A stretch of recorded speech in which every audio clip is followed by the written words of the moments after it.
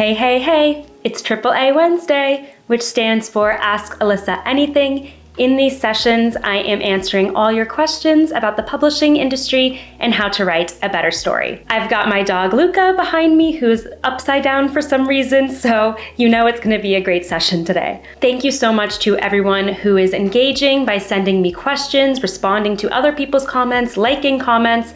I am loving doing these sessions and getting to discuss more intimately the specific concerns and experiences you all have had as you navigate the publishing journey, and I'm honored to help you through it however I can. If you're watching this video and you haven't yet joined this amazing community, what are you waiting for? Hit that subscribe button so that you don't miss out on any of our sessions, including the weekly videos that I post with publishing and writing tips. Before we get started, if you could just hit that thumbs up button for me on this video, it would mean a lot and helps me reach more people with these videos. And if you have a current work in progress, I want to direct you to a free resource I created specifically for my YouTube community. The link is in the description below to download my free story self-assessment worksheet. It is a fun, short quiz designed to help you get a new perspective on your story and determine what is working well in your current draft and what could be improved. If you're feeling stuck, that could really help rejuvenate your energy as you return to it. It's also going to sign you up for my newsletter where I interview publishing industry experts and published authors, so you don't want to miss out on all of the amazing advice that they are sharing. I also have a link straight to the newsletter if you would like to check that out as well. Without further ado, let's dive into the first question today. Hi Alyssa, your channel has been nothing but encouragement. This year I signed with an amazing literary agent. She has been incredibly supportive and wants me to do well. However, I have an intense disability that affects me physically, chronic pain and fatigue, in addition to neurological symptoms. As a result, I am really medicated and don't have the time or energy for social media, especially TikTok, as she repeatedly suggested. I've explained how my condition impacts my daily living, but I'm worried.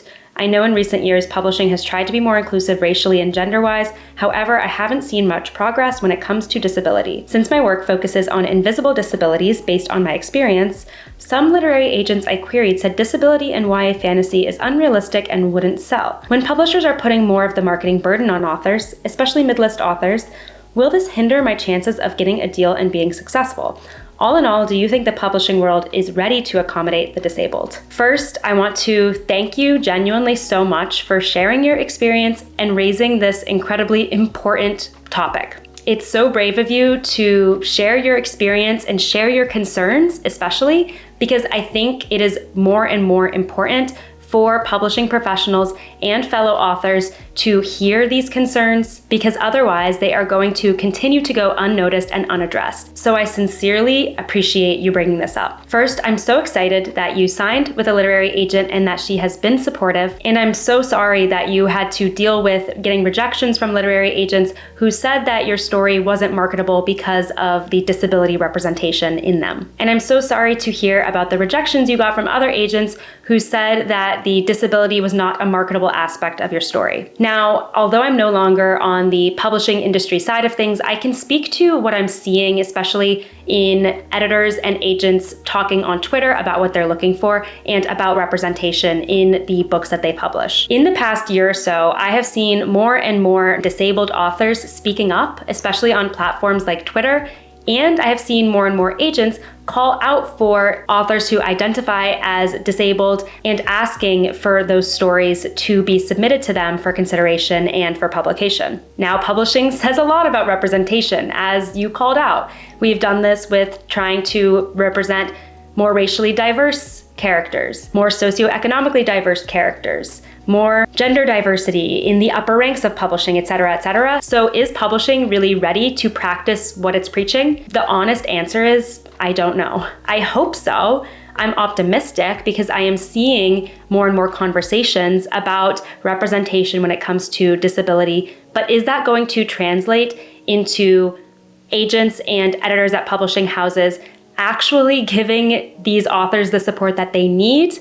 I can't say for certain. Unfortunately, I think we're in the position where a lot of the burden is going to fall to authors like yourselves speaking out about what you need from agents and from publishers. Your point about not being able to partake in TikTok or on any social platforms is such a good one. And I think it is completely fair for you to pose that question to your agent and say, look, I'm concerned about marketing for my book because I'm not going to be able to do X, Y, and Z. Do you have any suggestions for marketing and publicity that do not require these outlets? What other options do we have for marketing and publicity that I will be able to fully partake in? It is likely that the road to publication is going to be tougher for you than it is for an author who does not identify as disabled. That's the hard truth, and it's not fair, but I really would encourage you to be open about your experiences with your agent, with other authors who identify as disabled and authors who don't, and help spread the word and spread ideas on what needs to change in publishing for these stories to be able to be told effectively. Because I know that publishing is calling for these stories, but if, as you say, they're not actually ready to put in the infrastructure through which these stories can be told, that is a huge problem.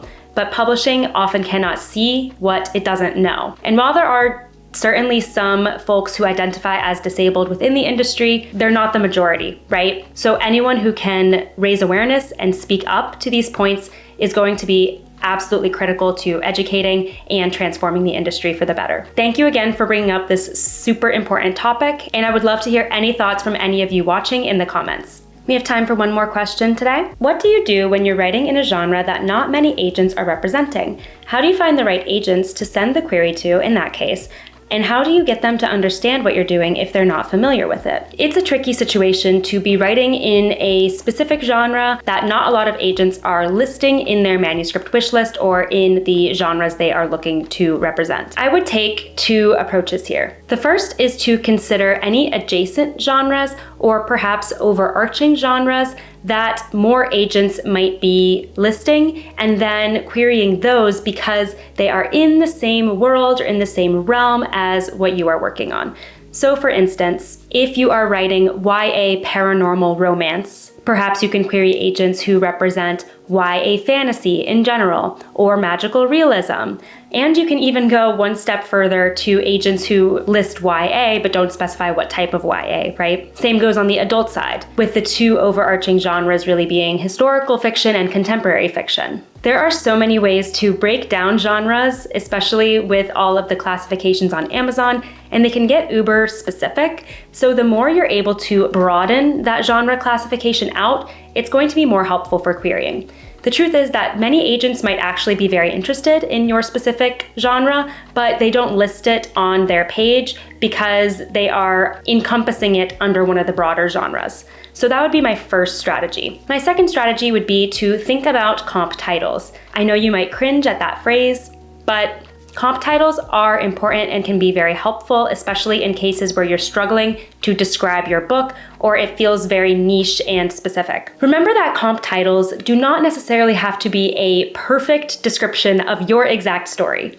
After all, your story is unique. There is nothing exactly like it. That's why you wrote it. But comp titles should give a sense of the general vibe of your book, the general readers that will be attracted to it. So think about the universe that your book exists within. It takes this element from this book and merges this element of this book and has a little bit of this book sprinkled in. What is the web of books that your book somehow fits within? And then use the genre classifications of those books and potentially look up the agents who represented those books and the agencies they worked at to get a better idea of who might be interested in representing your book. I hope that gave you some tactical ways to think about agents to reach out to. Thanks so much to everyone who submitted a question today. If you have a question you would like me to answer in my next video, drop it in the comments here and it will be added to my queue. Before you head out, don't forget to hit that subscribe button if you haven't already, hit that thumbs up button to help out my channel, and grab your free story self-assessment worksheet in the description below.